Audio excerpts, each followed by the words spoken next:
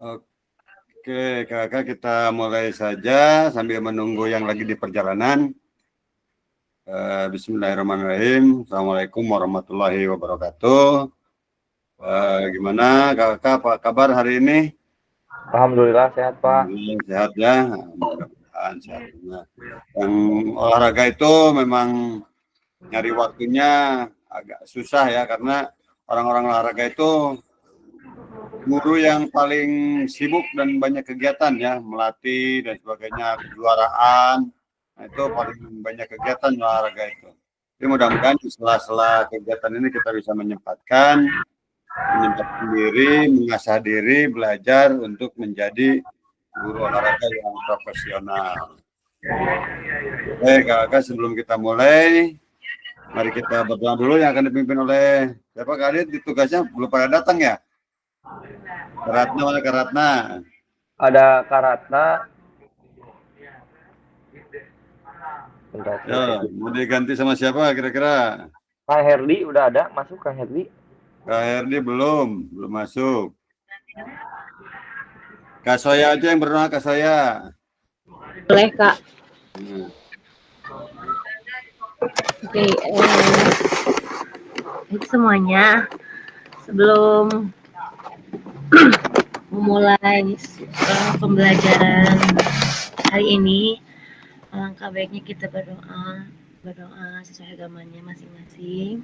Berdoa dipersilakan.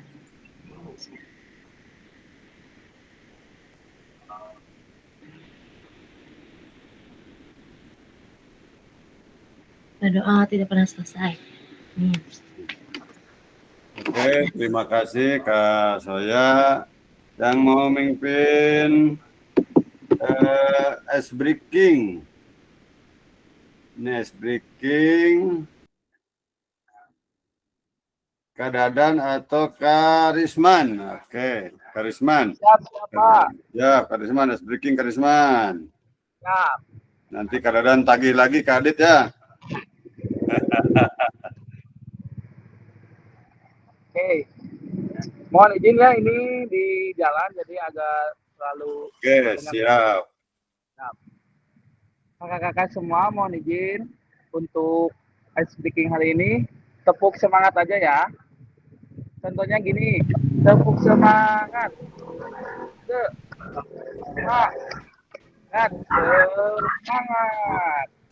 Oke, siap. Siap ya. Siap, ayo. Tepuk semangat.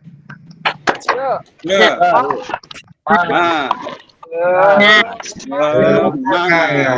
Oke. Terima kasih Kak Risman ya. Walaupun dalam perjalanan kelihatan dari backgroundnya itu kayak di pecel lele itu di mana ya. Tapi tetap ya. Oke kakak, saya izin share screen dulu.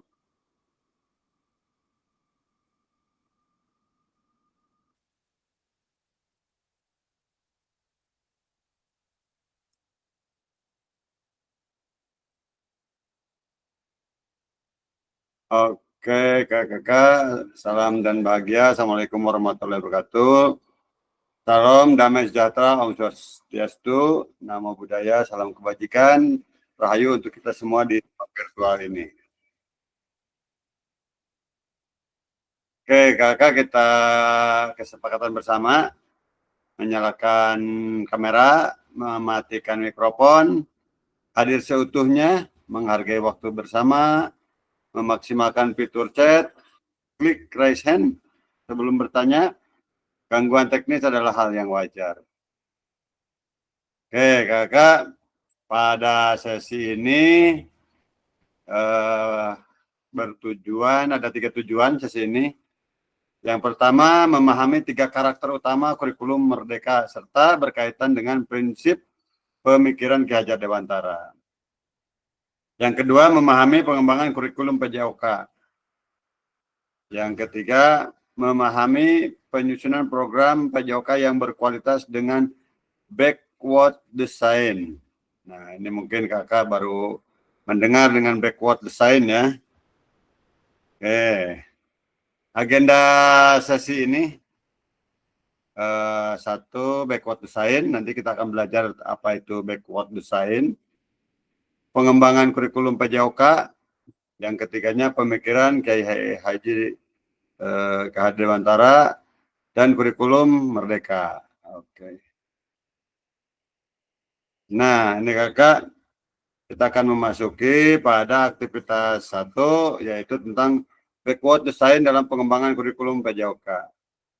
Nah, kakak, sebelum mulai nih, apa yang kakak ketahui tentang backward design? Silahkan diketik di kolom chat aja, kakak. Apa itu backward design?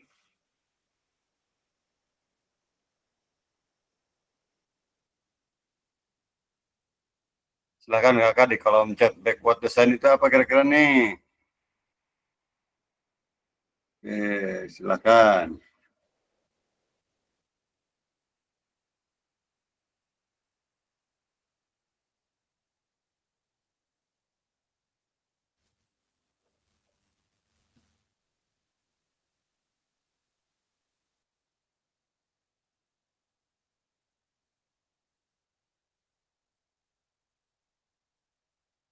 Ada kakak yang paham dengan backward design? Belum paham, Pak. Mbak, udah dibuka modulnya belum nih? Ayo. Jangan, Pak. Aduh. Kayaknya modulnya belum dibuka nih. Tentang backward design.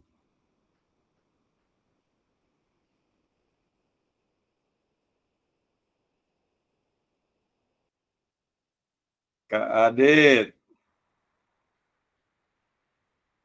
Pendekatan belajar yang dimulai dengan menentukan hasil belajar yang diinginkan, lalu merancang penilaian untuk mengukur pencapaian tersebut, dan akhirnya merencanakan aktivitas pembelajaran yang akan mendukung siswa mencapai hal tersebut. Oke, mantap Kak Adit. Yang lainnya,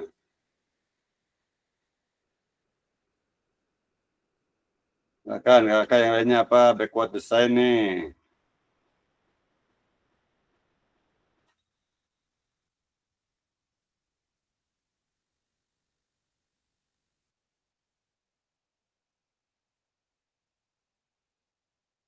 Karisman, menetapkan tujuan yang jelas, fokus pada kompetensi siswa. Oke, Karisman. Yang lainnya gimana? Bentar, Kak.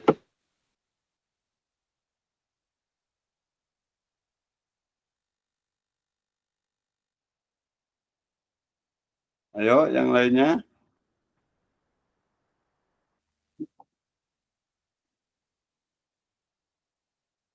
Baru 2 orang nih yang sudah.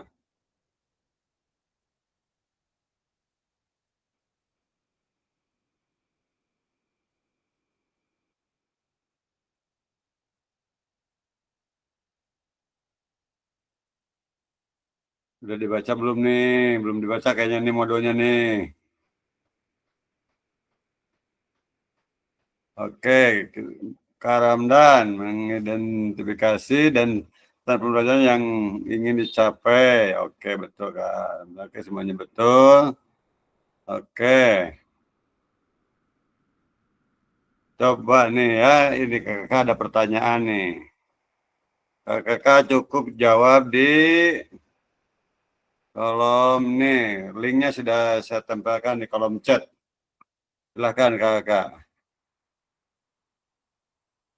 Untuk menjawab, menurut Bapak Ibu, skala 1 sampai 10 kira-kira seberapa dalam pemahaman Bapak Ibu tentang kurikulum PJOK?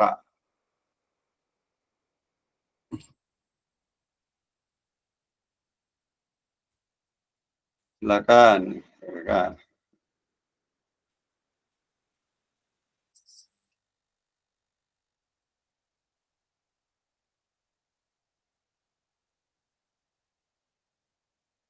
Oke, saya share ya.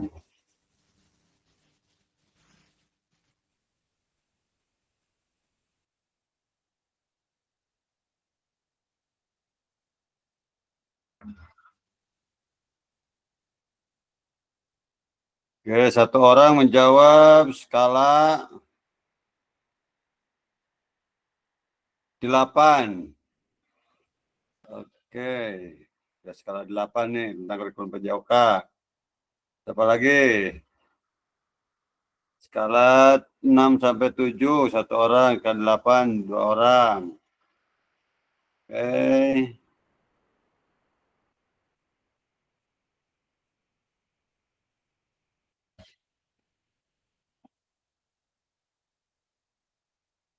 Tiga, skala 6 sampai 7 ya. Sudah 5 partisipan nih. Ini 3 orang lagi nih yang belum menjawab.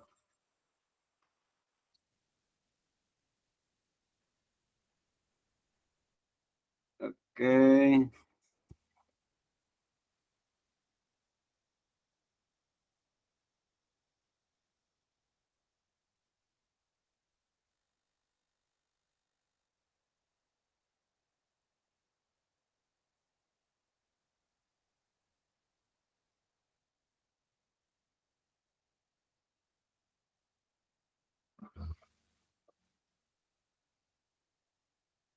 Oke, 5 orang sudah menjawab. Yang skala 6 sampai 7, skala 8 berarti secara umum sudah paham tentang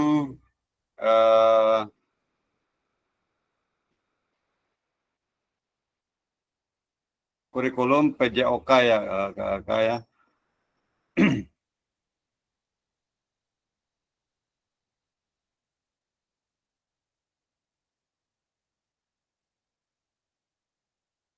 Oke, Kak, apa tujuan dari adanya pelajaran PJOK di sekolah? Nah, ini ya, yang sering menjadi pertanyaan nih, Kakak. Silakan Kakak dijawab di kolom chat aja. Yang tujuan dari adanya pelajaran PJOK di sekolah. Kakak, ini kalau tidak salah di awal-awal ya, di perubahan paradigma itu sudah dibahas. Jawabnya di kolom chat, Kak. Di kolom chat aja. Kalau ada yang mau disampaikan langsung boleh. Yang mau ngomong langsung boleh. Kalau malas ngetik ngomong langsung. Ya, boleh. Silakan yang mau ngomong langsung boleh.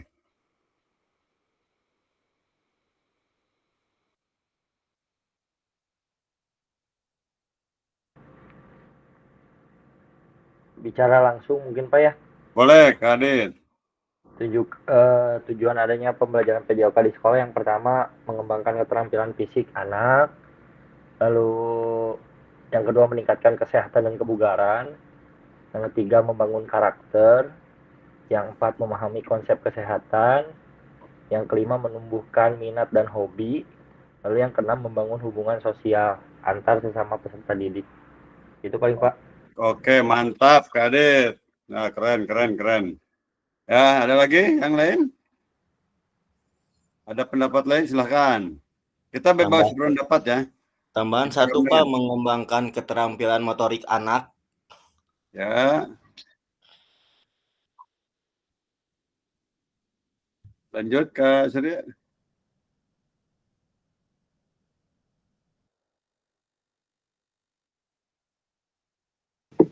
Tambahan satu, Kak. Mengembangkan mental dan sosial, mengembangkan mental, sosial dan emosional anak juga sih. Oke. Ada lagi? Yang tidak bisa langsung silakan di kolom chatnya. Dimaksimalkan kolom chatnya. Oke Kakak, jadi kita sudah paham ya. Jadi begitu ditanya nanti di sekolah atau dia ngomong kunaon sih buat ayah pelajaran PJOK, jadi itu jawab, oh yang kesehatan, oh yang kebugaran, tidak jauh seperti itu lagi ya.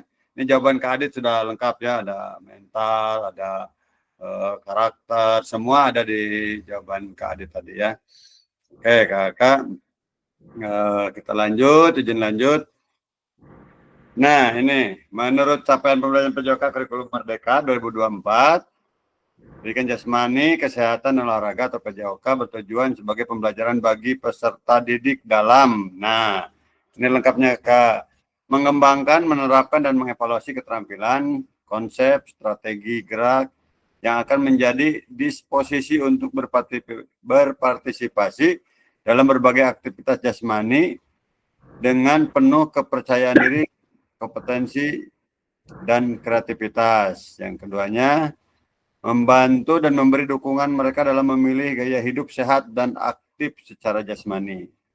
Yang ketiga, membangun dan menerapkan keterampilan sosial dan emosional melalui konteks pembelajaran yang menekankan nilai-nilai fair play, kerja tim, dan inklusivitas. Dan yang keempat, menanamkan apresiasi dan mengembangkan sikap positif untuk aktif secara jasmani sepanjang hayat sebagai upaya peningkatan keseluruhan kualitas hidup. Nah, ini kayak yang kenapa harus ada pelajaran PJOK di sekolah? Sebetulnya pelajaran PJOK itu yang paling multi talenta ya, yang mencakup pada semua pembelajaran dan yang mampu menjawab pada kehidupan sehari-hari. Ya. Jadi saya suka nyeleneh begini, kakak kalau ada yang kurang enak di sekolah, coba kalau ke dokter, orang obesitas pasti disebutnya ke dokter kurang olahraga, mau nyebut kurang matematika, kurang IPS. Saya suka bercanda seperti itu dengan guru-guru yang lain ya kakak. Nah itu, jadi memang olahraga itu seperti dalam ini memilih gaya hidup sehat dan aktif secara jasmani. Nah, ini akan terbawa kepada perilaku anak-anak dalam kehidupan bermasyarakat. Oke, saya izin lanjut. Sama satu lagi, Pak. Apa, Kak Adit? Kan biasanya tuh kalau orang sakit itu berangkatnya ke dokter nih. Nah, kalau misalkan kan ada istilah lebih baik mencegah daripada mengobati gitu. Kan kalau dokter tugasnya hanya mengobati orang-orang yang sakit. Nah, sebenarnya guru-guru olahraga ini mencegah supaya nggak sakit gitu. Sebenarnya kalau secara tugas profesi kita yang lebih mulia gitu, karena kita lebih mencegah gitu daripada mengobati gitu, Pak.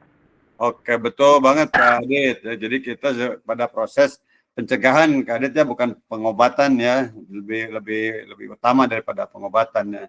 Betul. Tapi kadang-kadang kalau di sekolah nih, kalau kita sakit, kadang-kadang ini, mainnya gua olahraga sakit. Nah, kayak gitu ya, Kak Adit ya. Gua olahraga juga manusia, kemarin juga ada dokter yang meninggal gitu ya. Iya Pak, betul. Oke, jadi gua olahraga itu kudu sehat itu di sekolah. Oke, kita izin lanjut.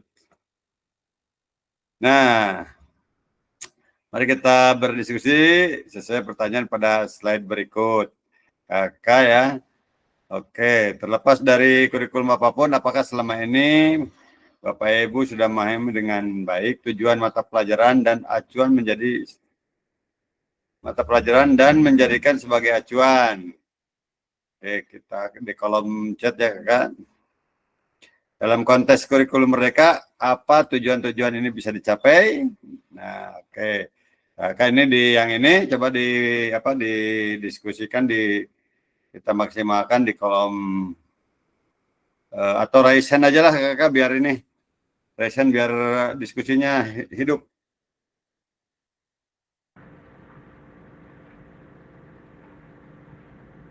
Oke, tadi yang saya sampaikan ini kakak sebentar. Nah, yang saya sampaikan ini capaian pembelajaran PJOK kurikulum Merdeka 2024. Nah, ini kita diskusi di sini. Lepas dari kurikulum apapun, apakah selama ini sudah memahami dengan baik tujuan mata pelajaran dan menjadikan sebagai acuan? Tidak. Oke, kakak. Apakah masih terbawa ini gaya-gaya kolonial atau bagaimana nih? Oke, silakan. Izin Pak, saya sedikit berpendapat gitu ya.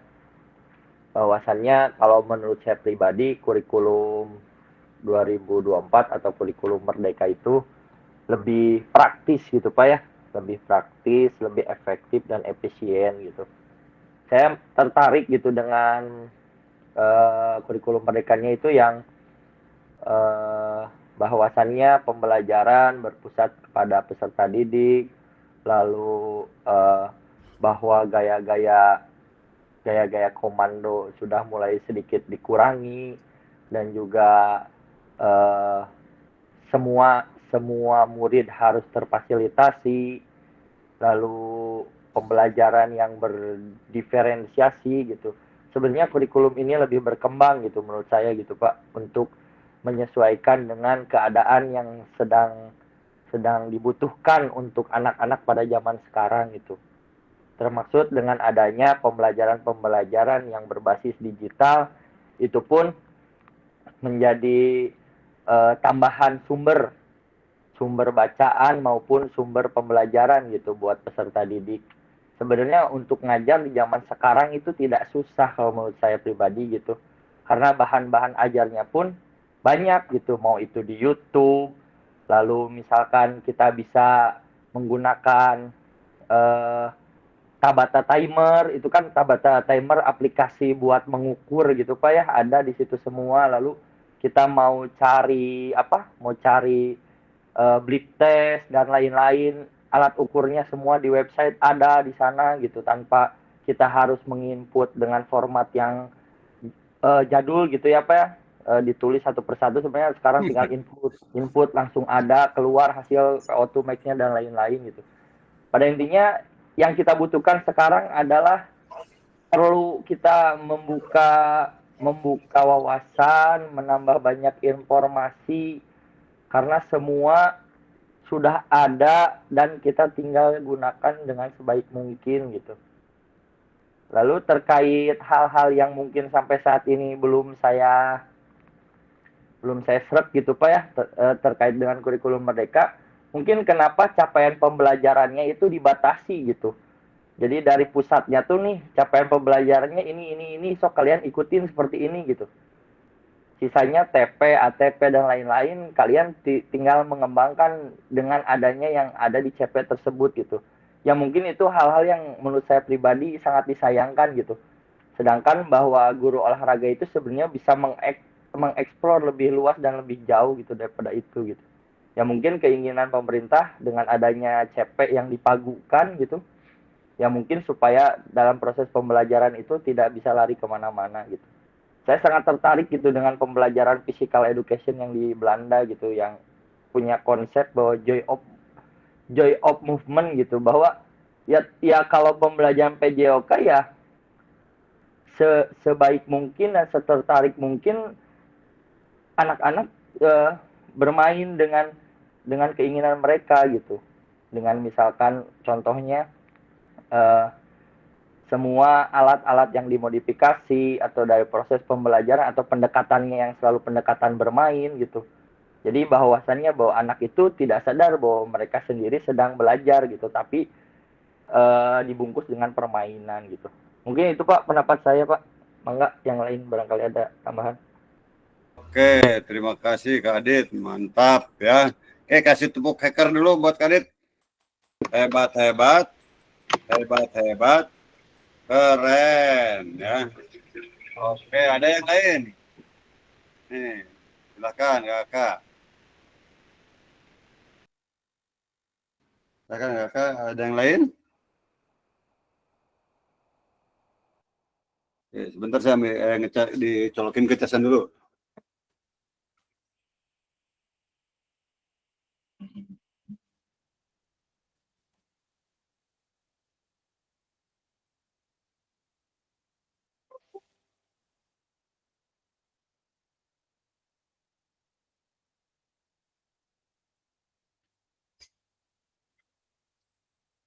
Silakan Kakak, kalau ada yang pendapat lain, kita bebas pendapat nih.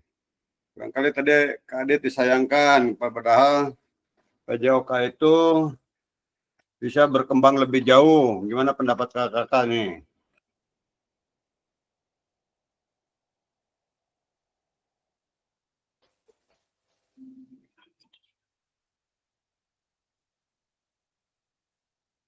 Silakan Kakak.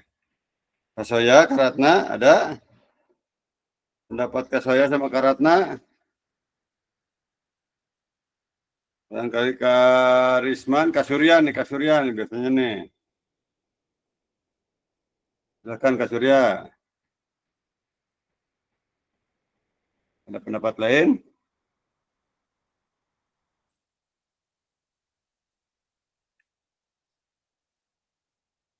Oke, kalau tidak ada, sebetulnya memang betul Kak Adit, kalau dari pemerintah itu CP sama TP dan dibatasi karena pemerintah berbicara untuk seluruh lapisan masyarakat yang ada di Indonesia, baik yang dari Sabang sampai Merauke mungkin ya. Nah, ini tergantung pada kita pengembangannya yang ada di area perkotaan yang istilahnya tidak susah untuk internet dan sebagainya ya, alat dan sebagainya itu tidak susah. Jadi betul kata Kak Adi tadi bahwa kita pembelajaran dengan kurikulum merdeka itu lebih praktis, lebih mudah. Walaupun sebelumnya banyak penolakan, naon ganti-ganti wae kurikulum itu ya, cina. Baru juga kemarin ini ganti lagi kurikulum merdeka dan sebagainya, wah banyak opsi yang menyatakan kurikulum merdeka itu seperti ini. Padahal setelah ditelaah, dipelajari, memang betul kurikulum merdeka itu lebih praktis, lebih enak ya. Sekarang itu lebih tinggal kitanya bisa melek IT, ya, bisa melek IT, bisa ada internet dan sebagainya. Semuanya sudah disediakan oleh pemerintah ya untuk kayak blip test dan sebagainya itu sudah disediakan tinggal kita mau melaksanakannya atau tidak. Nah, beda dengan yang ada di daerah mungkin yang di pedalaman kayak Papua ya, jangan di pedalaman Papua lah. Kita aja masih di daerah Jawa Barat, mungkin di daerah-daerah Cianjur kemarin teman saya dari Cianjur Cidaun ya, dengan internet yang harus dia pergi ke kota dulu untuk mengakses internet itu dan lain sebagainya, mungkin mereka agak kesulitan dan hanya berpaku pada CP-CP atau TP yang ada mungkinnya di situ. Nah, itu mungkin bukan kendala kita, mungkin yang di daerah kota lebih bisa memaksimalkan, bisa 2 langkah lebih maju untuk proses pembelajaran di sekolah ya. Karena alat-alat di kita lengkap ya. Teman seangkatan saya pertama diangkat itu di Bangka Belitung. Jadi kalau mau olahraga lempar lembing, dia ngambil bonggol pisang dulu, daunnya dibuang, baru dilaksanakan lempar lembing seperti itu. Jadi alat-alatnya tidak tersedia, tapi dengan kemampuan memodifikasi ya tetap terlaksana pada hakikat tujuan yang ingin dicapainya, walaupun dengan alat yang sederhana. Oke, itu. Ada lagi yang lain, Kak? Dan waktu itu kan Pak sempat juga ada isu bahwa kurikulum merdeka ini akan disempurnakan dengan kurikulum nasional ya. Dan saya pikir bahwa nantinya ke depan siapapun menterinya ini kurikulum akan berganti-ganti nama gitu Pak. Siapapun nanti menterinya itu akan selalu berganti-ganti nama. Ya mungkin itu project atau apalah entahlah gitu. Cuman saya pun dari situ menyadari bahwa setiap tahunnya apa yang kita lakukan sebagai guru olahraga selalu seperti itu gitu Pak, diulang lagi ke tahun berikutnya gitu. Makanya saya bersyukur dengan adanya PKG ini bisa menambah wawasan, informasi baru untuk kita minimal dalam proses pembelajaran itu bisa lebih inovatif gitu dan kreatif dan menyenangkan juga untuk anak-anak gitu. Jadi jangan sampai bahwasannya administrasi yang setiap tahun kita buat itu hanya berganti nama semester gitu Pak ya. Ya karena selalu seperti itu gitu. Gitu Pak. Ya benar sih, setuju ya Kak Adit. Mungkin saya juga ya di sini emang baru 2 tahun ngajar kan. Otomatis ikut ini teh kayak emang bener-bener oh gini ya, jadi banyak tahu gitu. Ya, saya juga belajar dari kakak-kakak senior mungkin ya, karena saya di sini juga masih belum tahu lebih lah, maksudnya lebih dalam lagi mengenai pembelajaran PJK itu. Makanya pas masuk sini itu ngerasa kayak oh gini ya, pelangannya gini ya, jadi banyak tahunya gitu. Dari yang nggak tahu menjadi tahu. Betul. Cuman mungkin Pak, yang disayangkannya itu kenapa setiap tahun itu seperti CP yang ada di PJOK dari fase A sampai fase F yang saya selalu baca itu tidak ada perubahan yang signifikan gitu Pak. Jadi selalu lokomotor, non lokomotor, manipulatif di situnya. Lalu pembelajaran bola besar, bola kecil gitu. Lalu ada pembelajaran aktivitas bermain air gitu ya, dan di situnya ada keterangan situasional. Jadi maksudnya sebenarnya cabang olahraga tuh kan luas gitu ya Pak ya. Ya mungkin itu yang diambilnya hanya PGD-nya saja ya, pola gerak dasarnya gitu. Tapi kalau misalkan sebenarnya lebih dikembangkan lagi, atau misalkan di atas kita gitu ya, siapapun pemangku kebijakannya, Pak Muhajir atau siapapun yang membuat capaian pembelajaran itu, yang mudah-mudahan harapannya duduk bersama gitu dengan guru-guru olahraga nih, sok keinginan kalian tuh sebenarnya apa sih gitu dalam proses pembelajaran PJOKT, supaya ya itu tadi bahwa pembelajaran PJOK itu tidak dipandang sebelah mata gitu, sampai pada saatnya ketika saya menginput nilai dan deskripsi gitu ke nilai raport, guru-guru kelas juga sampai tahu gitu Pak bahwa capaian pembelajaran tuh tiap tahunnya seperti itu, tidak berubah gitu. Makanya saya juga astagfirullah, ya Hanya mungkin beda nama ya Kak Adit ya. betul gitu Pak. Jadi saya sampai ya udah sih, udah terjadi gitu, mau gimana lagi. Dan kita pun mungkin nggak pernah duduk bersama gitu dengan guru-guru yang pemangku kebijakan di atasnya gitu, yang membuat capaian pembelajarannya gitu, atau bahkan mungkin capaian pembelajaran PJOK ini tidak melibatkan guru olahraga kan, kita juga nggak tahu gitu Pak ya. Itu mungkin Pak. Oke, Kak Adit, betul sekali Kak Adit ya. Dari tahun ke tahun sepertinya hanya berubah nama besarnya saja, mungkinnya dari RPP ke modul gitu kan ya, dari indikator ke apa gitu kan ya, berubah seperti itu aja. Nah, mungkin salah satu motivasi saya kemarin ikut di PKG itu ya ini seperti Kak Adit sebetulnya ingin, kenapa sih ini nggak ada perubahan, apakah nanti dengan seiring berjalannya upgrade-nya gua olahraga mayoritas se-Indonesia, ini kan se-Indonesia ya Kak Adit, semuanya berjalan pada saat ini, termasuk BPGP Jabar juga, Jawa Barat juga di ini kan. Mudah-mudahan kedepannya setelah berkembangnya ini gua olahraga semakin paham, karena dalam tujuan utamanya dulu adalah merubah paradigma dulu Kak Adit. Jadi kita masih setelah dikasih CP, TP masih paradigmanya ya itu mengajar itu kadang kasih bola, gurunya duduk, masih ada seperti itu ya di beberapa sekolah. So baru dak bola, juk main bola weh, bapak di dia ningalikeun piriwit di sisi, nah seperti itu. Nah mungkin masih ada, dan keduanya juga masih ada beberapa guru mungkin yang belum memahami pembelajaran PJOK seperti kumaha guru lah kasarnya. Jadi yang aktif itu guru sih, kata Kak Adit tadi benar. Gaya-gaya komando masih dilakukan. Nah ini masih dilakukan dalam berbagai materi. Nah ini kan sudah harus ditinggalkan.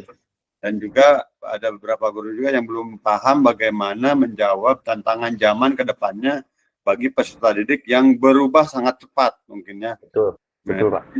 Jadi ini saya penasaran, makanya begitu ada PKG, apa nih PKG? Wah saya ikutan, biarin aja mau seperti apa gitu kan ya, jebret ikutan. Ternyata, nah di PKG ini, terutama nanti di luringnya, itu semua dipelajari, sebetulnya pernah saya pelajari waktu kuliah, cuman ya itu saat di lapangan itu terlupakan. Betul Pak. Seperti ya yang pernah Kadit baca di beberapa literasi itu, sebetulnya sudah ada ya di Indonesia itu, cuma terlupakannya oleh siapa? Oleh gua olahraga sendiri ya, karena terjadi pada zona nyaman mereka ya. Contoh gini loh, nah, renang aja begini, saya sering ngajak anak-anak berenang nih. Begitu di sana kan berbagai kalangan sekolah ada di situ. Cukup prit, oke, ini sudah absen, anak-anak isi absen, sudah. Kadang ada guru yang masih anaknya sudah datang setengah jam, gurunya baru muncul. Nah itu kan masih ada guru-guru yang seperti itu. Mungkin dilihat dari berbagai kendala ya. Mudah-mudahan dengan adanya semakin banyaknya guru PJOK mengikuti program seperti ini, semakin melek. Nah, ini akan mengubah pemerintah nih, mengajak para praktisi lapangan untuk berbicara bagaimana olahraga ke depannya. Apalagi olahraga ingin menyongsong Indonesia Emas tahun 2045 ya Kak Adit ya. 2045 Pak. Dengan desain besar olahraga nasionalnya itu. GBON. GBON ya. Oke, ada lagi Kakak.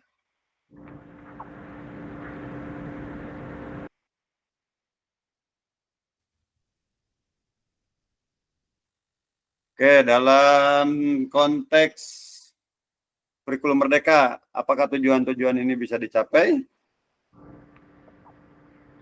Bisa sebenarnya ya, kalau konteks kurikulum merdeka ya. Bisa sangat bisa ya, apalagi kita ada di daerah perkotaan yang sudah mampu memetakan aset kemarin ya, aset-aset yang ini sudah dipetakan. Bagaimana dengan kalau sekolahnya lengkap dengan sarana prasarananya. Nah, untuk lebih kan kemarin berbicara untuk olahraga itu pelajaran olahraga prestasi bisa nggak? Bisa, tapi kecil mungkin ya. Nah, ini kalau masalah prestasi anak itu dibikin sebuah ada ekskul. Betul Pak. Ada klub ya di sekolah. Betul. Kalau misalkan ekskul nggak ada nih pembiayaannya dari RKS-nya, bikin klub di sekolah. Yang melatihnya siapa? Guru olahraga lagi. Bahkan ketua Ikornas, kebetulan kepala sekolah saya itu berharap jika ada atlet itu yang ikut mendampingi adalah guru olahraganya, bukan perpindahan. Betul. Kak Adit ada atlet di SD, begitu SMP, begitu ke tingkat kota sudah diganti sama orang lain, ke tingkat provinsi diganti lagi pendampingnya. Ini sering terjadi di kota saya, betul nggak? Betul Pak. Tapi Pak, saya juga waktu itu pernah baca bahwa ternyata terjadi sebuah perbedaan makna gitu antara pendidikan jasmani, pendidikan olahraga, dan juga pendidikan jasmani dan juga pendidikan olahraga gitu. Ada arti khusus gitu bahwa pendidikan jasmani itu sebenarnya lebih ke peningkatan bahwa gimana sih caranya si anak itu untuk bisa mau bergerak, mau menang dalam proses pembelajaran. Beda lagi dengan pendidikan olahraga yang orientasinya mungkin lebih ke prestasi gitu Pak ya. Dan kalaupun misalkan dalam proses pembelajaran PJOK itu ada penjasnya, ada olahraganya. Jadi olahraga itu hanya sebagai media gitu.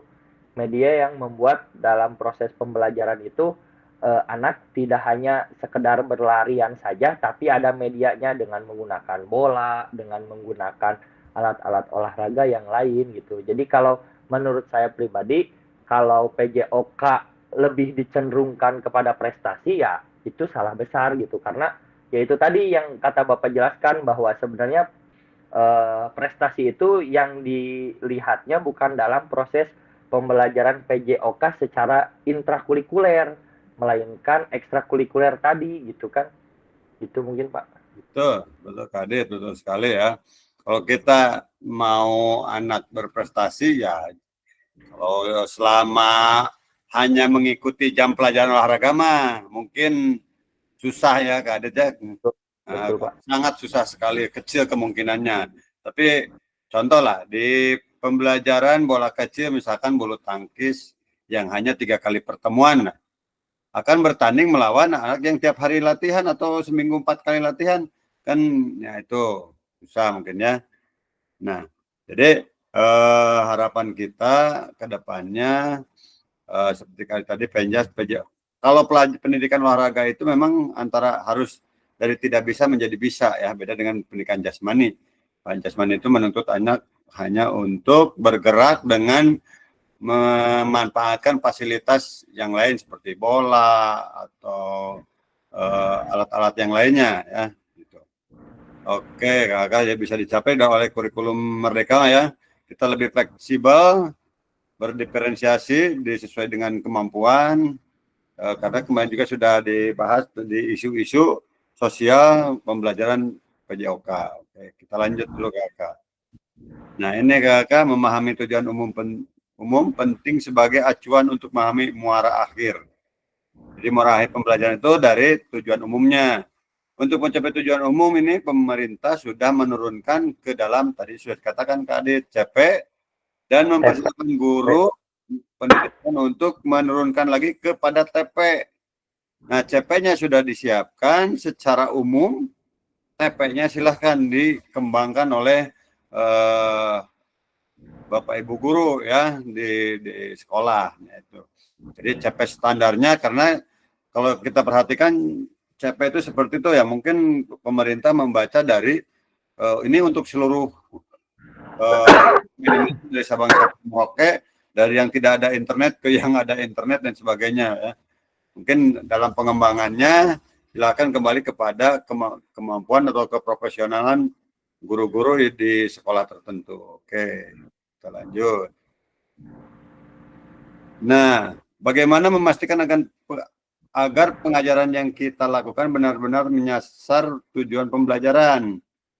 Karena seringkali pengajaran langsung fokus pada materi atau aktivitas yang harus dilakukan murid. Nah, kebanyakan ya tadi Kakak paradigma tadi begitu bel bunyi olahraga kan anak-anak itu seneng ya, olahraga. Nah, ada guru yang seperti itu, coba ambil bolanya, coba kamu bagi dua, oke, main bola bagi dua dan sebagainya. Nah, seperti itu. Padahal rangkaian pembelajaran PJOK itu ada runtuyannya ya di modul ajar itu dari mulai persiapannya, kan dari mulai kita menentukan tujuan akhirnya seperti apa, aktivitasnya seperti apa. Nah, ini banyak guru-guru yang masih dengan zona nyaman seperti itu karena mikirnya gini, mau ngajar kayak gini, ini seperti itu juga tetap gaji mah sama, cenah gitu ya. Kau menitong idealis teuing cenah ka budak teh. Nah, sebetulnya dalam kurikulum Merdeka itu tidak ada idealis ya, Kak. Karena siswa dituntut untuk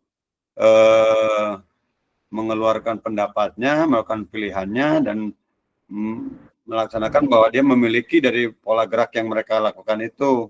Itu bukan idealis sebetulnya, karena kita menyerahkan kepada siswa agar aktif nih Kakak ya. Nih kira-kira nih menurut Kakak juga gimana nih? Agar pengajaran kita tuh benar-benar menyasar pada tujuan pembelajaran kira-kira. Ya mungkin bukan saran ya, apa ya? Yang saya inginkan mungkin gitu Pak ya, bukan saran ya. Kalau saran mah kesannya teh kayak yang menggurui gitu. Yang diinginkan mungkin dengan adanya CP yang dipagukan atau distandarisasi oleh pemerintah itu sekalian gitu, maksudnya pemerintah tuh membuat template gitu nih, modul ajar teh jika kieu ya. Namun sepak bola mah ada kurikulum kan Pilanesia gitu. Nah, Pilanesia itu ada di runtut rautnya di bawahnya tuh. Kayak punten gitu Pak ya, ada basic training, fungsional, advance, dan game situation. Nah, kalaupun misalkan dalam proses pembelajaran PJOK-nya dibuat standar yang sama seperti itu, misalkan kayak pembukanya apa nih, kira-kira persepsinya diisi seperti apa, ya template-nya gitu Pak. Jadi supaya kita ketika pembelajaran ini template-nya udah ada, jadi standar bakunya dari awal sampai akhir semua sama se-Indonesia. Ya mungkin saya rasa pun itu tujuan pembelajarannya secara keseluruhan PJOK itu bakalan sama gitu Pak. Oke, garis besarnya Kak Adit lah, kalau misalkan ada ice breaking, tentukan nih standar ice breakingnya ini, mungkinnya kalau ada persepsi ini, materi ini, standarnya ini loh, standar pokoknya, sisanya silakan kembangkan gitu ya Kak Adit ya. Gitu Pak, template-nya gitu Pak. Modul ajar yang sering kita pakai itu biasanya dibuat oleh Pak Muhajir ya. Kalau tidak salah, Pak Muhajir itu kan memang salah satu lulusan olahraga. Jadi orang olahraga salah satu yang ada di kementerian untuk dipercaya membuat modul ajar seperti itu. Nah, ini juga pernah dibahas waktu di SMP 7, saya pernah diskusi dengan Pak Muhajir.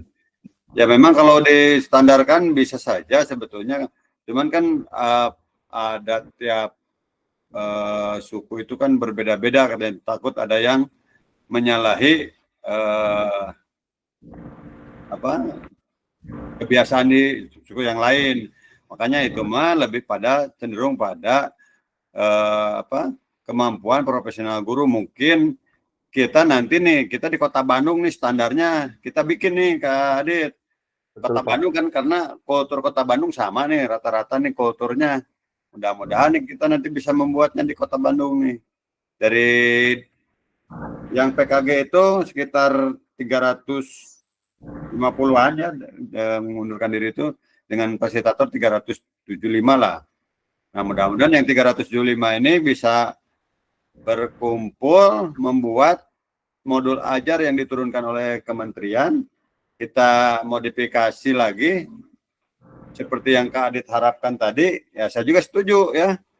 Nah, mungkin kita Kota Bandung aja nih bikin nanti buat percontohan untuk kota-kota yang lainnya. Karena Pak, Kota Bandung kan sebenarnya jadi barometer pembelajaran PJOK se-Indonesia ya Pak. Karena kemarin pun LKPD yang zaman corona pun itu LKPD yang dibuat oleh Kota Bandung tuh dipakai juga sama kota-kota yang lain gitu Pak. Sebenarnya ya, terobosan ini teh kalau bisa diseriuskan gitu, pasti daerah-daerah lain juga bakalan mengikut gitu dan menginduk ke kita gitu Pak. Oke, nggak mungkin nanti Kak Adit kita tidak selesai sampai PKG aja. Nanti kita lanjut dengan silaturahmi yang panjang, kita susun Kota Bandung seperti apa. Mudah-mudahan tadi bisa dijadikan barometer untuk kota lain juga. Nah mungkin kita sudah jadi barometer, tapi dalam PKG ini yang paling banyak mengundurkan Kota Bandung nih kan ini. Oke, mudah-mudahan nanti kita ke depannya lagi, ini dari yang ada di kelas kita, di kelas yang lain kita bisa nanti ada satu grup untuk membahas hal-hal yang memang ingin kita harapkan dalam satu modul itu. Ini kan nanti ada backward design ya. Dalam satu modul itu sudah terinci dari awal sampai pembelajaran akhir itu ada patokan yang sama mungkin ya. Jadi tiap sekolah itu sama, tidak ada yang berbeda-beda mungkin. Itu ya. Karena miris gitu Pak. Mirisnya dalam artian gini Pak, kita aja nih yang satu sekolah kadang beda. Bikin ajarnya beda gitu Pak. Lalu ketika saya nanya ke pengawas gitu ya, pengawas bina, Bu coba standar yang sebenarnya itu modul ajar PJOK seperti apa? Si ibunya nggak bisa ngejawab karena si ibunya juga bukan olahraga. Olahraga ya. Jadi ya gitu Pak Adit, kurang lebih mah sama semua. Yang penting mah ada ibaratnya mah identitas sekolah katanya bilangnya tuh. Terus ada kegiatan pembuka, inti, penutup, cina selebihnya mah ya itu mah bener, cina kreativitas gurunya. Cuman kata saya, kok nggak ada standarnya gitu. Coba kasih contoh lah yang bener-bener nih Bandung teh pakai ini nih standar modul ajarnya. Sok kalian kalau mau bikin teh ya kayak gini kurang lebih gitu. Jangan keluar dari seperti ini gitu. Dari dulu juga mungkin kita tahu gitu ya Pak, dalaman isi modul ajar teh semua juga pasti itu gitu ya Pak. Dari pembukaan, inti, penutupan gitu. Lalu ada rubrik penilaian dan lain-lain gitu. Hampir sama gitu kan. Cuman yang kayak gimana sih standarnya tuh, misalkan dari pembukaannya teh harus seperti apa dari awal sampai akhir gitu. Kegiatan intinya harus dimulai dengan apa, kalau misalkan pembelajaran lokomotor, non lokomotor dan manipulatif gitu kan. Jadi kan itu tuh jadi apa ya, minimal mah kita teh nggak jadi ayam yang kehilangan induknya gitu dalam proses pembelajaran teh, supaya semua tujuan pembelajaran sekota Bandung teh sama gitu yang diinginkan teh gitu Pak. Sebetulnya pernah ada yang mempelopori Kak Adit itu zamannya almarhum Pak Denny Kurniadi. Itu Pak Denny bikin modul ajar untuk Kota Bandung sekaligus LKS-nya. Itu Pak Denny yang buat, Pak Denny almarhum ya. Yang terakhir itu dia jadi kabin, terus dia pindah ke Disbudpar ya terakhirnya. Nah itu zaman Pak Denny, kebetulan waktu saya masih di SD itu, Pak Denny yang selalu membimbing, dikumpulkan olahraga sekecamatan Cibiru waktu itu, sok bikin seperti apa, standar Cibiru sama semua. Nah kita bikin, bahkan Pak Denny membuat untuk Kota Bandung waktu itu dengan LKS-nya. Karena memang dipandang seperti Kak Adit tadi, kok beda-beda gitu kan ya. Makanya Pak Adit itu LKS Kota Bandung samakan semua. Gitu kan waktu zaman LKS ya.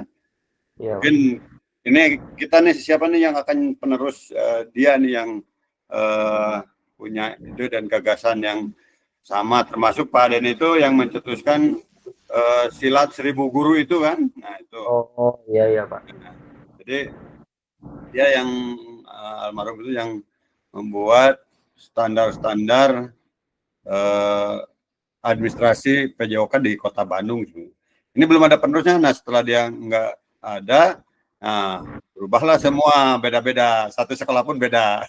Tanya pengawas dan pengawas olahraga tak apa gitu kan. Supaya ngumpulkan PJOK mah gitu kan. Gitu.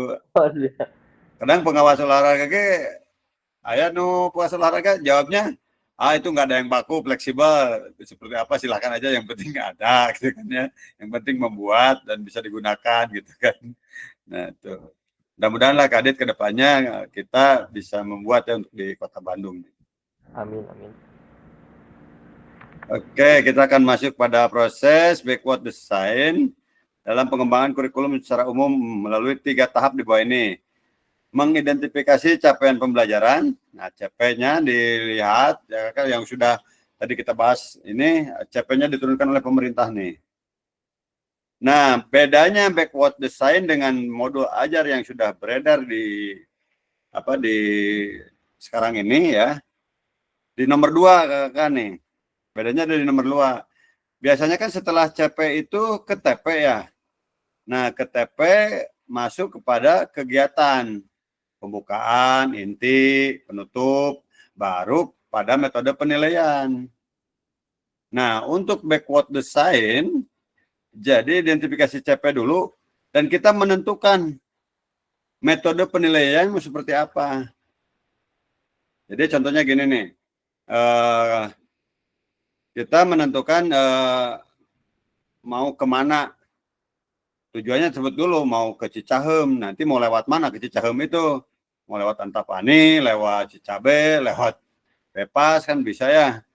Nah itu aktivitasnya seperti apa setelah kita menentukan tujuan akhirnya seperti apa. Nah itu di backward design itu hanya menaikkan metode penilaian dulu. Kakak mau menilai apa? Oh mau menilai gerak lokomotor itu nanti akan menilai lompat dengan 2 kaki dikombinasikan dengan berjalan misalkan ya. Nah, kakak nanti akan merancang proses pembelajarannya yang menuju pada penilaian tersebut. Itu yang membedakan modul ajar selama ini dengan yang akan kita lakukan di backward design. Nah, kata kuncinya, pesan kuncinya ini, backward design merupakan proses sistematis yang memastikan kesesuaian kurikulum dengan capaian pembelajaran yang diinginkan. Backward design juga pada akhirnya membantu guru menyelaraskan antara tujuan, langkah pembelajaran, dan penilaian. Nah, jadi selama ini kan kita belajar. Walaupun penilaiannya di akhir, kadang-kadang kita lupa. Ini belajarin ini, nggak enak seperti apa. Nah, kalau di awal kita tentukan dulu nih.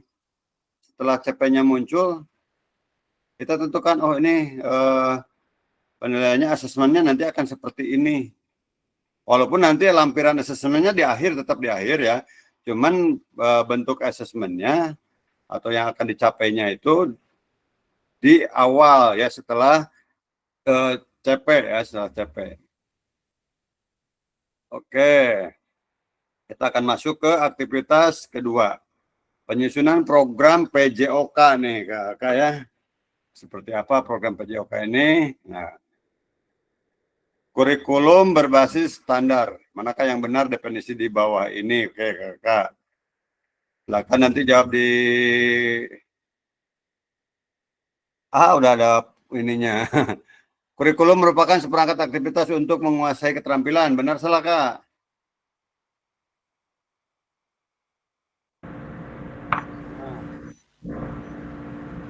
Kurikulum merupakan perangkat aktivitas untuk menguasai keterampilan. Gimana jawabannya? Silakan yang mau di kolom chat jawab salah misalkan, silakan.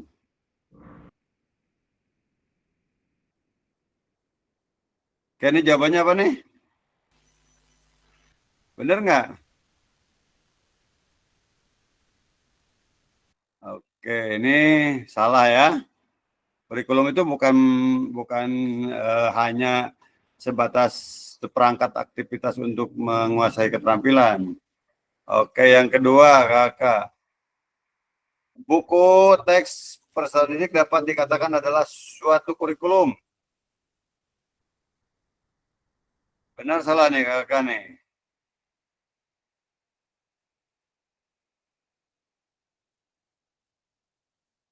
Peserta didik dapat dikatakan adalah suatu kurikulum.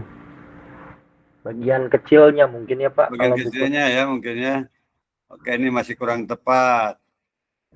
Nah, ini kurikulum adalah suatu standar untuk mengetahui apa yang peserta didik harus pelajari meliputi keterampilan, pengetahuan, dan sikap. bisa itu Pak. Oke, ini yang benar ya. Jadi kurikulum itu bukan merupakan seperangkat aktivitas ya, tapi suatu standar mungkin patokannya kurikulum itu. Patokannya yang harus dipelajari oleh peserta didik yang meliputi keterampilan, pengetahuan, dan sikap. Yang tiga itu ya, motorik, efektif, dan Psikomotor. pengetahuan ya. Afektif, kognitif, psikomotor. Nah, jadi motorik, efektif, dan kognitif ya. Oke kakak, kita lanjut. Nah, kakak, komponen kurikulum pada satuan pendidikan pelaksana kurikulum merdeka nih. Struktur kurikulum nih ya kan sudah dipelajari oleh kakak di LMS ya. Adanya struktur kurikulum kakak. Jadi yang keduanya capaian pembelajaran. Pembelajaran dan asesmen, penggunaan perangkat ajar, kurikulum satuan pendidikan. Nah, ini yang sudah ada di dalam LMS yang sudah kakak pelajari. Oke, nah ini komponen kurikulum dikembangkan dan digunakan di satuan pendidikan ya kakak ya. Oke, kita lanjut. Mengapa kurikulum operasional berbeda antara satuan pendidikan? Nah ini jawabannya agar bermakna kurikulum operasional satuan pendidikan dikembangkan sesuai dengan konteks dan kebutuhan peserta didik. Nah ini makanya hanya dikasih standarnya aja. Karena dari peserta didik itu adanya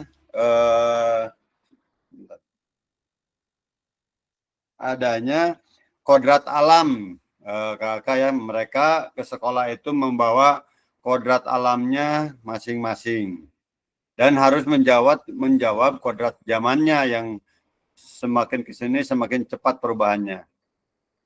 Nah, jadi makanya dikembangkan sesuai dengan konteks dan kebutuhan peserta didik dan satuan pendidikannya. Ini bisa menjadi kabar gembira Bapak Ibu dapat menyusun program yang relevan dengan kultur gerak di mana peserta didik tinggal. Nah ini mungkin kakak antara peserta didik di pantai dengan di pegunungan itu akan berbeda. Makanya CP-nya standar seperti itu dan TP-nya dikembangkan.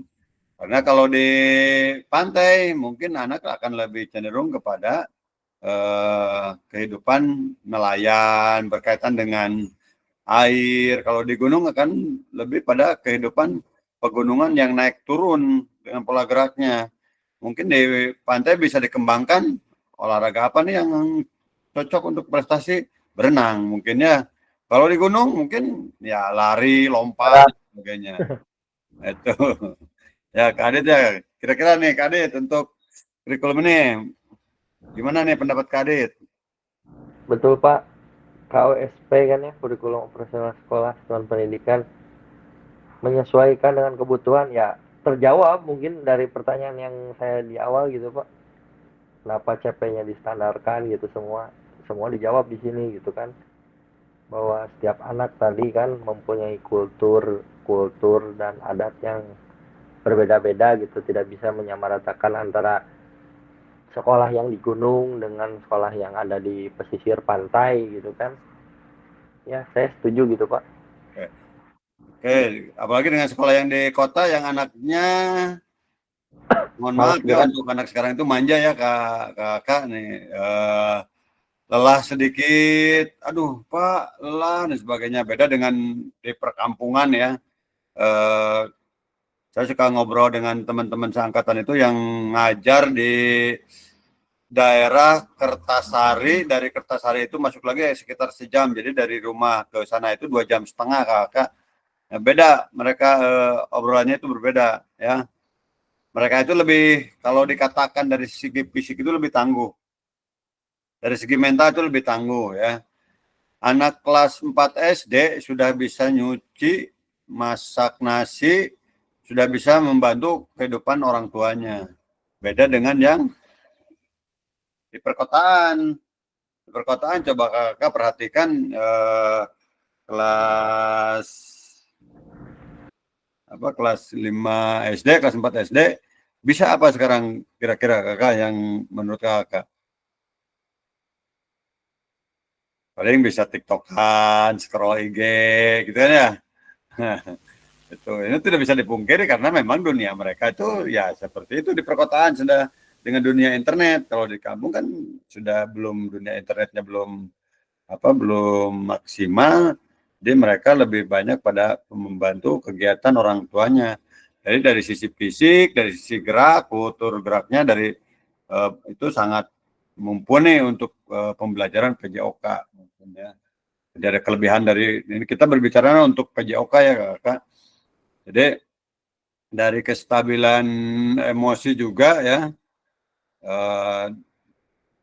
di daerah perkampungan yang notabene kehidupannya masih, kulturnya masih suasana kesana kesini berjalan kaki ya, anak tidak dimanja dengan dunia internet ya. Mereka kan lebih dari sisi PJOK, kemampuan geraknya itu lebih mendukung dibanding dengan orang-orang yang di perkotaan yang tidak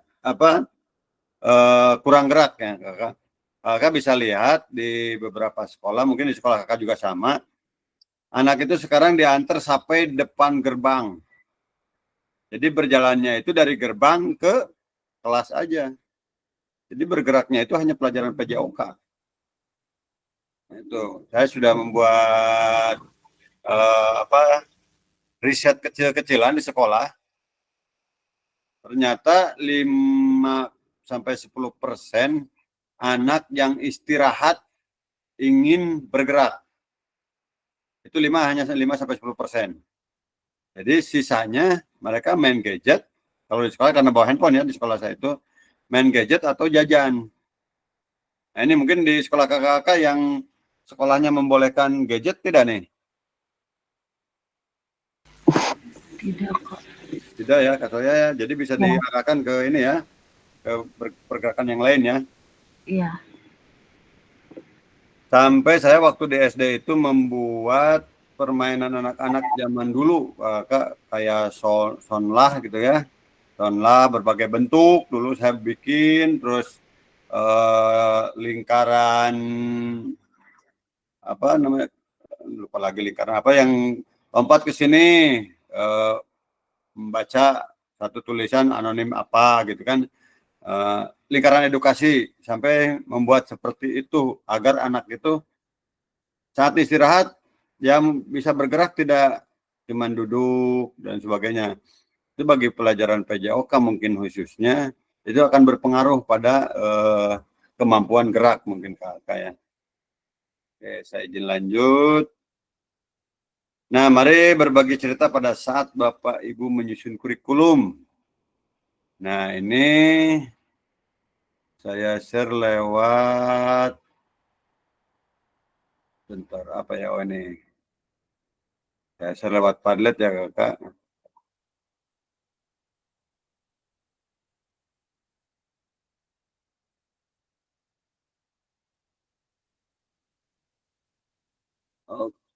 Oke, kakak kita bercerita di Padlet. Saya share di sini.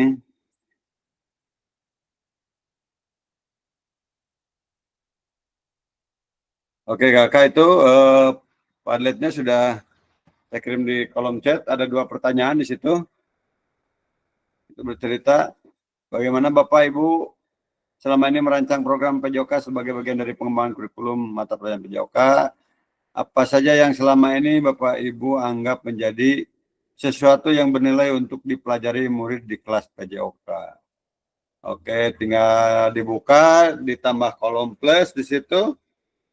Kakak ya, nah baru ketik nama, writing something pastinya kakak bercerita di situ di Padlet itu. Oke, nanti saya sharekan Padletnya di sini.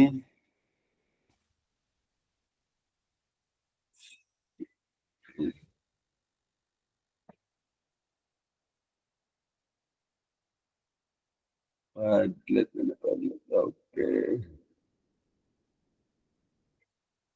Oke, baik kakak, silakan kakak bercerita. Sebaris 2 baris kata. Ini pertanyaannya sudah ada di situ. Silakan diisi. Tidak perlu bingung mau mulainya dari mana, beleduk-beleduk silakan kakak ya.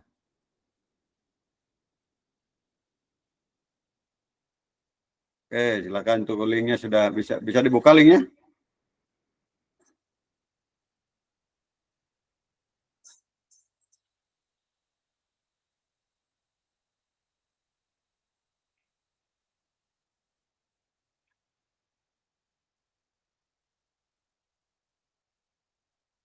Oke, pertanyaannya ada 3 sebetulnya, saya tambahkan dulu pertanyaannya. Atau boleh di kolom yang di bawahnya tinggal tulisannya boleh, ketik namanya. Silahkan kakak.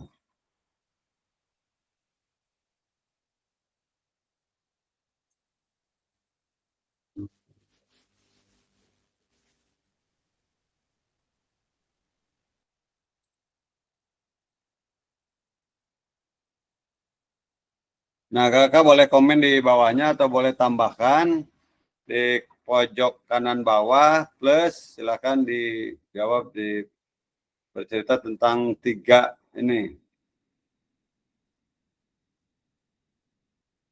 Bisa dibuka kakak itunya Padletnya ini? Bisa, Kak. Oke.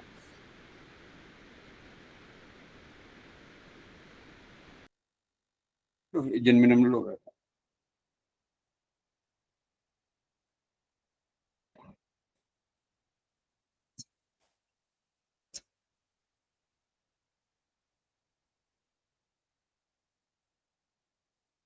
Yang sudah masuk siapa nih? Saya refresh dulu.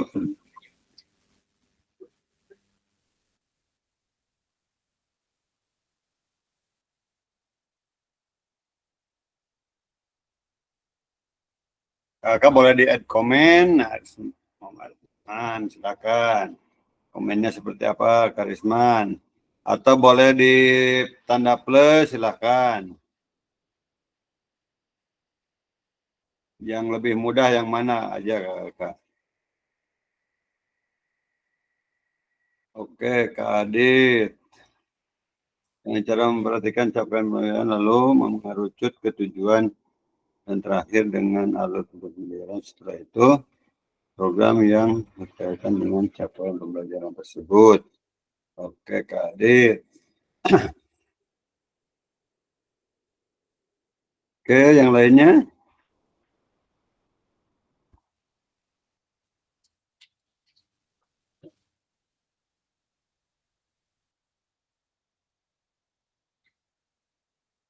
Oke, Karisman.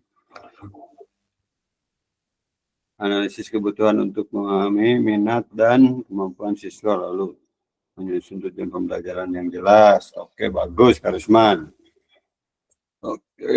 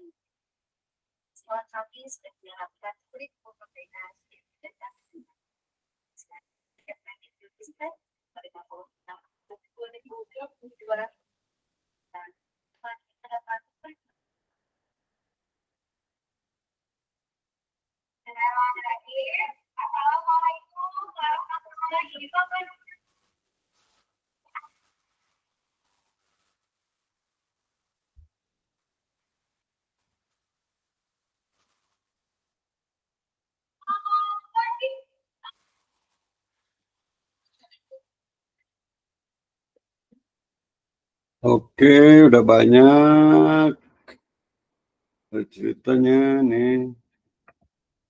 Pak Surya memahami belajar lokal harus mendiskusikan dengan guru sebelumnya. Anak, oke. Kajian yang membuat anak menyenangkan sehingga anak sudah cinta belajar. Oke, bagus sekali. Ratna menganalisis CPR membuat TPD dan disesuaikan dengan memperhatikan kebutuhan dan minat peserta serta kondisi sekolah. Betul. Ramdan, pertama-tama analisis kebutuhan siswa. Jadi untuk oke, mantap.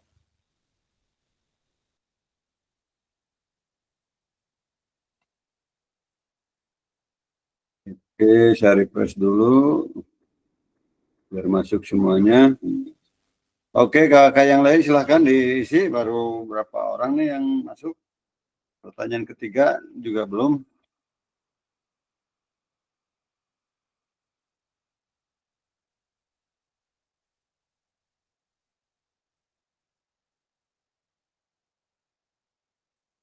Oke, Kak Surya, penampilan gerak. Kenapa Kak Surya dihapus lagi?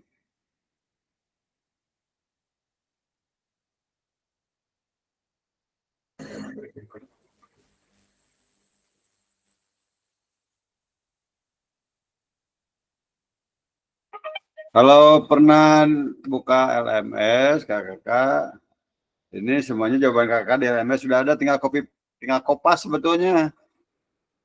Karena kakak di LMS itu suruh menjawab ini ya.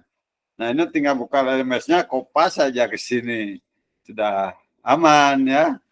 Ada semua jawabannya. Di LMS itu di halaman bentar.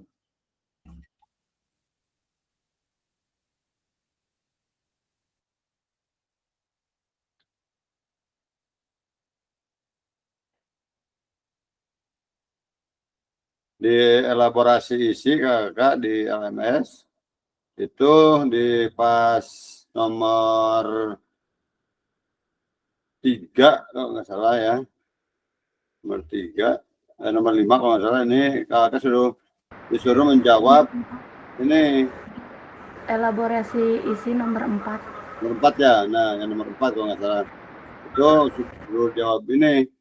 Jadi kalau kakak mengerjakan tinggal copy paste di sini, anak berat copy paste udah aman ya.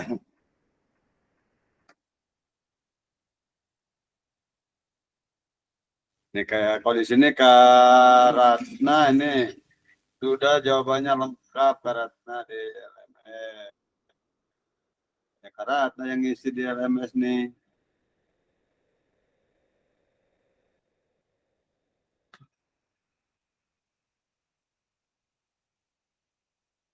Nah kalau dia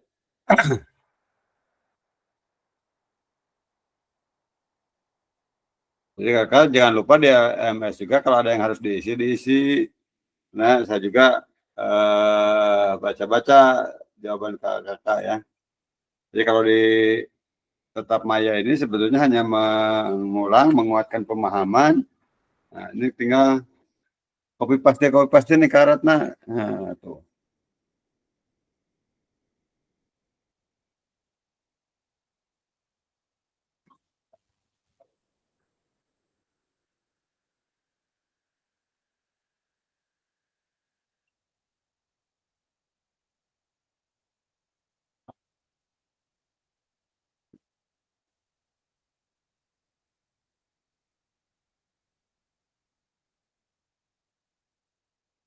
Oke, yang tidak masuk hari ini Kak Priska, Kak Dadan, 1, 2, 3, 4, 5, 6, 7.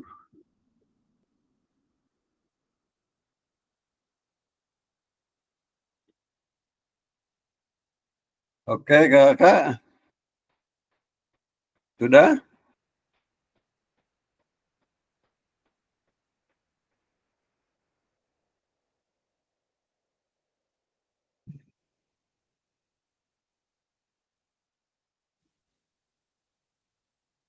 Oke, sambil mengisi Kakak, saya izin lanjutkan ya. Sambil berjalan mengisi itu, saya izin lanjutkan.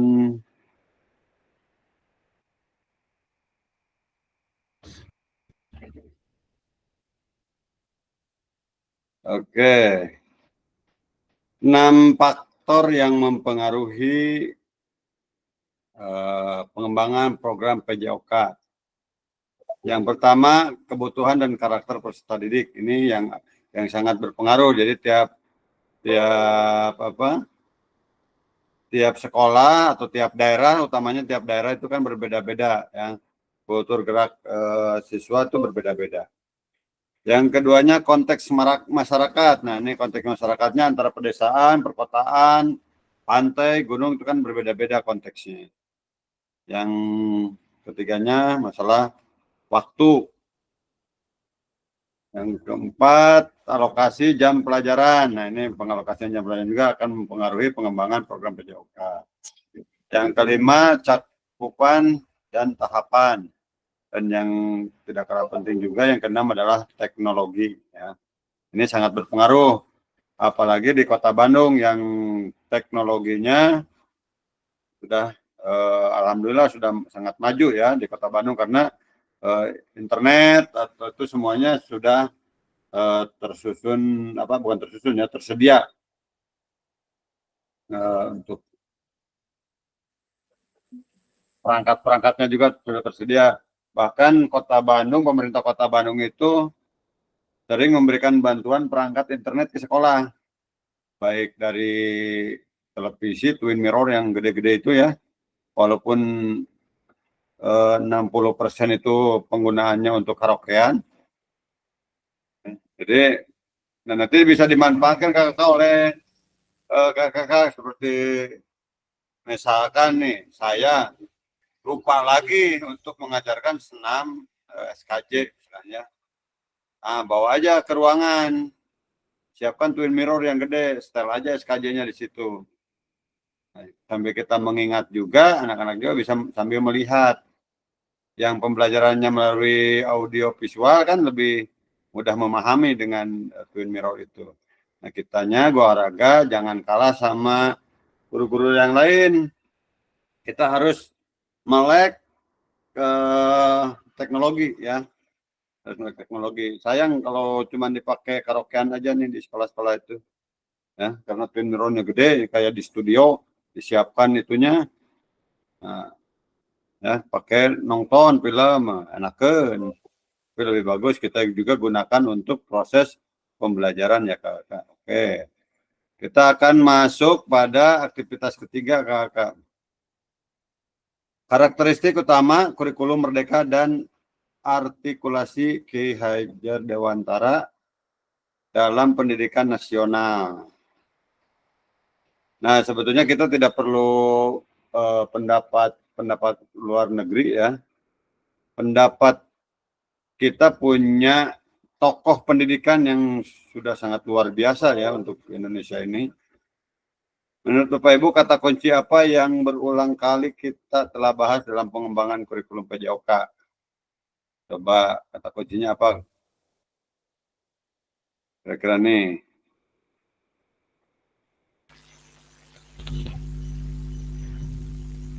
Berpusat pada peserta didik.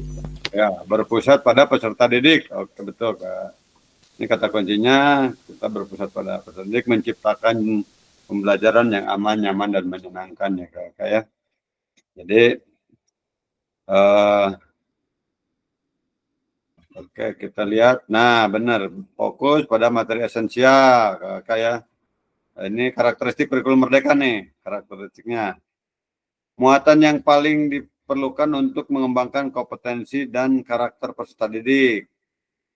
Oke, ini karakteristiknya. Yang kedua, mengembangkan kompetensi dan karakter. Ini tadi di awal sudah dibahas oleh kakak ya. Karakternya dibahas, terus kompetensinya dibahas ya. Ini pengembangan kompetensi sosial, emosional, dan moral peserta didik. Nah, ini yang sangat penting ya, bukan hanya pandai bergerak untuk PJOK-nya, tapi masalah kompetensi sosial, emosional, dan moral nih ya. Nanti di modul ajar PJOK itu harus ada KSE-nya, kompetensi sosial emosionalnya untuk PJOK ya nanti. Harus menerapkan KSE walaupun secara tidak langsung KSE sudah ada di PJOK mah. Belajar kerjasama itu kan ada KSE juga ya. Belajar berkomunikasi dengan teman, apalagi olahraga bergu ya. Belajar apalagi kan nih untuk yang sebetulnya itu sudah KSE. Kira-kira apalagi nih? Tadi kerjasama, komunikasi, ini di olahraga bergu apa? Saling berbagi ya, menghargai pendapat. Di olahraga bergu itu menghargai. Di ragu kan ada kapten, ada apa? Ada penjaga dan sebagainya kalau sepak bolanya. Menghargai kaptennya, protes melalui kaptennya itu kan sebenarnya sudah sosial emosionalnya sudah terbentuk di olahraga, cuman nanti ada penekanan, ada tertulis pembelajaran kompetensi sosial emosionalnya A, B, C, D, nah, tertulis di kurikulum di modul ajar PJOK kayak. Nah, karakteristiknya fleksibel.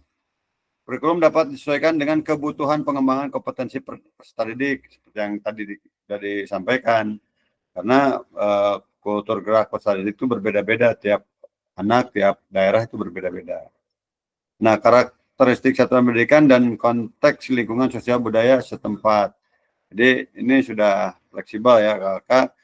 Jadi tidak bisa menyamakan antara sekolah yang satu dengan sekolah yang lainnya. Mungkin sekolah Kak Surya dengan Kak Adit atau Kak Ratna itu mungkin akan berbeda karena kultur geraknya berbeda, karakteristik peserta didiknya juga berbeda. Oke, mari kita diskusi pemikiran Ki Hajar Dewantara secara lebih jauh dan mengaitkan dengan karakteristik kurikulum merdeka nih Kakak. Silakan kita diskusi lagi nih. Nah, ini nih. Maksud pendidikan menurut Ki Hajar Dewantara, segala kodrat yang ada pada anak-anak agar mereka dapat mencapai keselamatan dan kebahagiaan yang setinggi-tingginya baik sebagai manusia maupun sebagai anggota masyarakat. Nah, kita kaitkan nih pendapat Ki Hajar Dewantara itu dengan karakteristik kurikulum merdeka. Gimana nih kakak nih? Tadi kan karakter kurikulum merdeka nih yang ini. Ada 3 nih. Fokus pada materi esensial, pengembangan kompetensi dan karakter, fleksibilitas. Nah, ini ada pendapat ini tokoh pendidikan Indonesia nih. Bahkan. Boleh berpendapat, Pak? Boleh, Adit. Kan waktu Ki Hajar Dewantara pernah mengatakan ing ngarso sung tulodo ing madyo mangun karso tuturi handayani.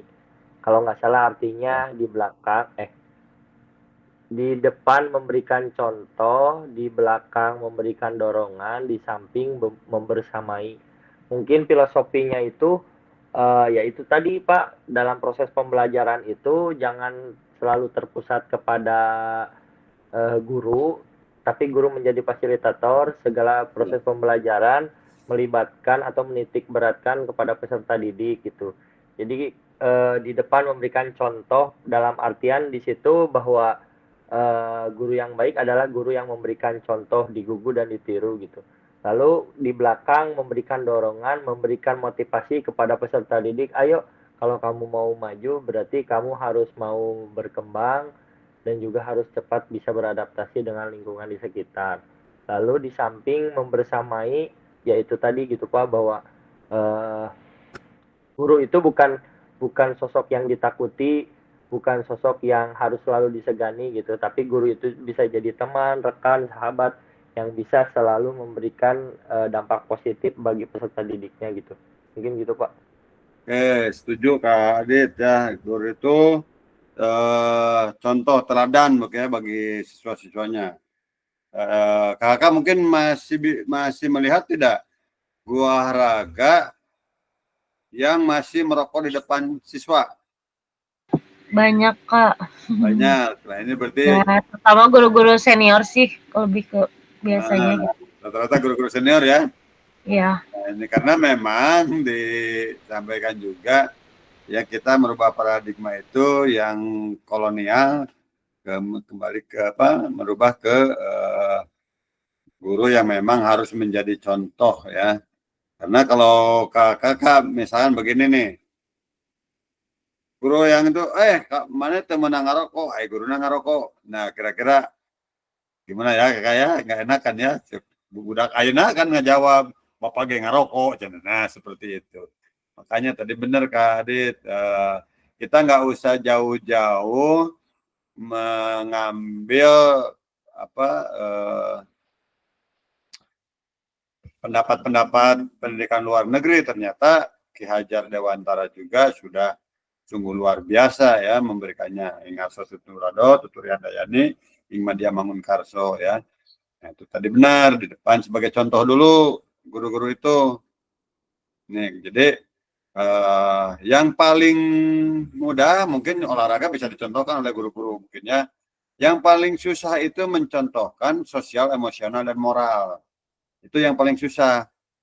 Kadang-kadang guru teh mana mah ke murid untuk berkata yang tidak kasar, tapi guruna amek-amekan kene. Masih terlihat ya kakak, mungkin kakak mengalami ya pengalaman waktu SD ya. Karena mungkin kakak-kakak saat SD, guru olahraga kita itu masih guru olahraga yang lama mungkin ya, yang mungkin pada saat itu yang ngetren gaya mengajarnya seperti itu mungkin pada saat itu ya. Karena seiring dengan perubahan zaman juga kita harus berubah mungkin. Bukan mungkin lagi harus ya berubah ya dengan perubahan zaman. Nah ini kakak, kodrat yang ada pada anak itu yang dikatakan kodrat alam itu kodrat bawaan anak ya. Dan kita harus memfasilitasi anak menjawab kodrat zamannya. Zaman sekarang itu seperti apa? Nah, ingat pepatah yang sudah pernah saya sampaikan, ngindung ka waktu nggak bapak ka zaman, pepatah Sunda itu. Nah, jadi kita tetap harus mengikuti perkembangan zaman. Kalau tidak, ya sudah. Kita akan menjadi guru yang kasarnya itu sudah tidak diharapkan lagi. Mungkin saat itu guru keras seperti itu mungkin lagi memang kondisinya seperti itu mungkin ya, karena saya juga mengalami dari guru nu sok nampiling ya, main ceplok terus ngahukum anak merokoknya disuruh masukin rokok tilu disedot tilu anak kan gitu ya. Itu masih zaman dulu itu ada. Itu kan menghukum dengan tidak sesuai ya. Sekarang itu tidak ada hukuman, yang ada hanya konsekuensi. Jadi ada perjanjian. Nah, kalau melanggar seperti ini, konsekuensinya apa? Nah, itu kan sudah disepakati. Mereka tidak akan merasa terhukum karena sudah ada konsekuensinya. Kalau dulu adalah hukuman kalau dulu ya. Oke, kakak setuju ya dengan pertanyaan ini, ada kaitannya sangat luar biasa ya. Kaitan dengan kurikulum mereka itu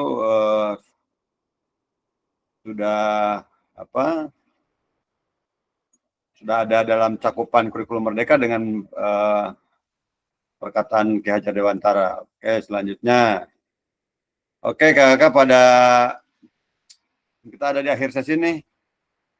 Jadi sudah dapat memahami 3 karakteristik utama kurikulum Merdeka serta keterkaitan dengan prinsip pemikiran Ki Hajar Dewantara, mampu memahami pengembangan kurikulum PJOK, mampu memahami penyusunan program PJOK yang berkualitas dengan backward design. Nanti kita mudah-mudahan kita tidak hanya ada di ruang PKG saja, ke depannya kita bisa bersilaturahmi walaupun saya di SMP tetap kita ada pada pendidikan dasar ya. Pendidikan dasar itu kan SD SMP.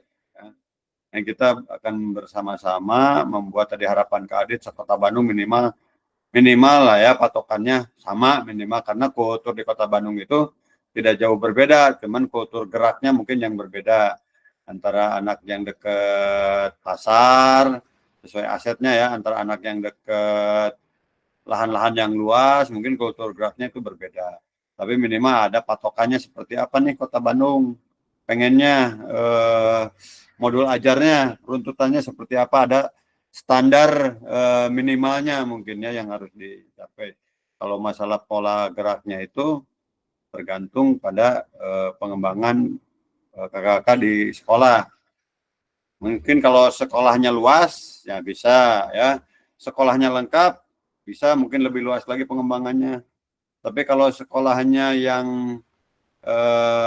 dari sarana prasarana itu terbatas, lapangan upacara segitu, main bola didinya, main poli didinya, barisin kan upacara dan sebagainya, mungkin pengembangannya, modifikasinya akan lain mungkin. Oke, kakak. Oke, kita sudah pada akhir nih. Padletnya sudah terisi semua, kakak? Sudah, Kak. Coba saya cek dulu.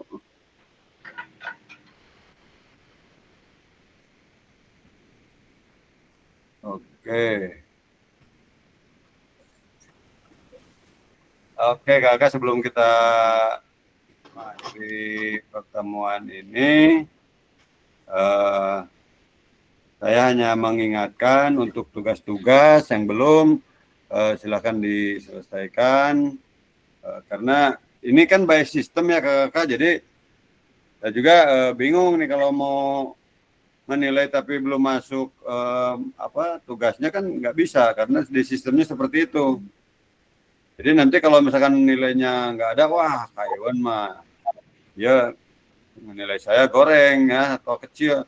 Itu kan ada di by system ya kakak. Jadi sekarang itu serba sistem. Jadi kalau telat itu kan kelihatan nih ada di sini ada warna biru, ada warna pink. Kalau telat itu kalau misalkan sudah ditutup nggak bisa masuk ya. Cuma Kak Risman nanti dikirim ulang ya Kak Risman karena tidak kebuka nih.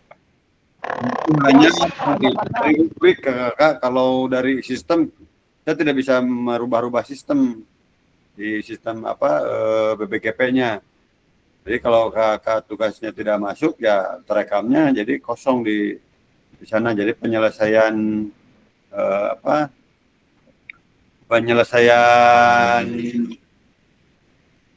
saya buka dulu sebentar ya kakak ya. Jadi penyelesaian tugasnya tidak akan terekam mungkin kakak ya. Jadi sekali lagi saya mengingatkan untuk tugas-tugas cepatnya dibereskan.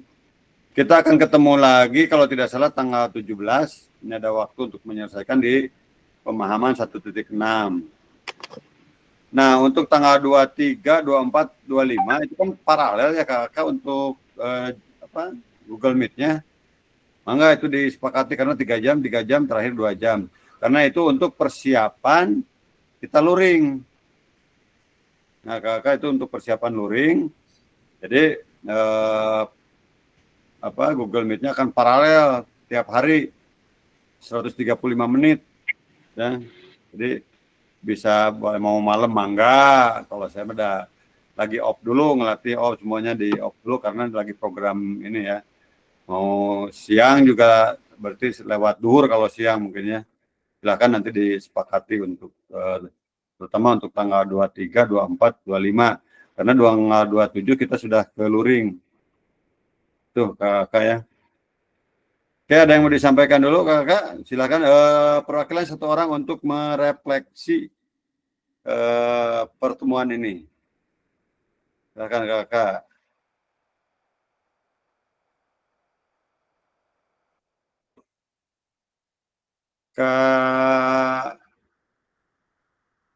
Kak Pakih dah yang refleksi. Kak Pakih belum kedengaran suaranya. Kak Pakih, silakan Kak Pakih untuk merefleksi apa saja yang sudah didapat dari pada pertemuan ini, ke depannya mau seperti apa. Kak Pakih, halo. Ya, Kak, ada Kak. Ya, coba Kak Pakih refleksi sedikit Kak Pakih. Oh iya, Kak.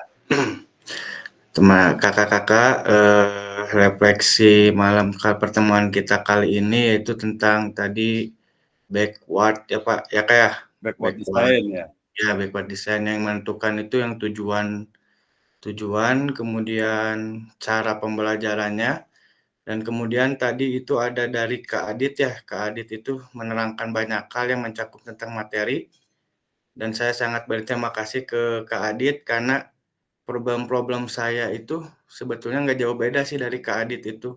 Jadi dengan adanya ini itu khususnya Kak Adit itu sangat sangat termotivasi gitu untuk saya secara pribadi itu.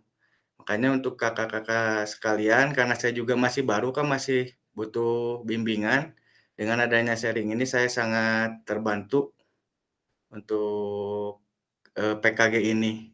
Jadi untuk kedepannya saya berharap kalau ada kumpulan-kumpulan seperti ini itu lebih lebih sering lagi gitu Kak.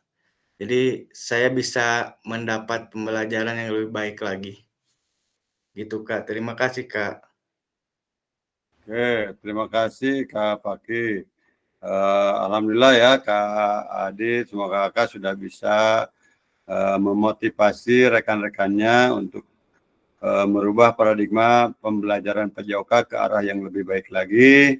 Mudah-mudahan pertemuan ini membawa manfaat yang cukup besar dan kakak menjadi guru yang dirindukan oleh peserta didiknya. Oke, sebelum akhiri kita tutup dengan doa yang akan disampaikan oleh Karatna tadi. Karatna tadi Kasoyat yang di apa TK sama Kasoyat tadi, sekarang Karatna dari doa penutupnya. Baik, teman-teman semua, untuk mengakhiri sesi kita pada hari ini, alangkah baiknya kita berdoa dengan kepercayaan masing-masing. Berdoa di dalam hati, mulai.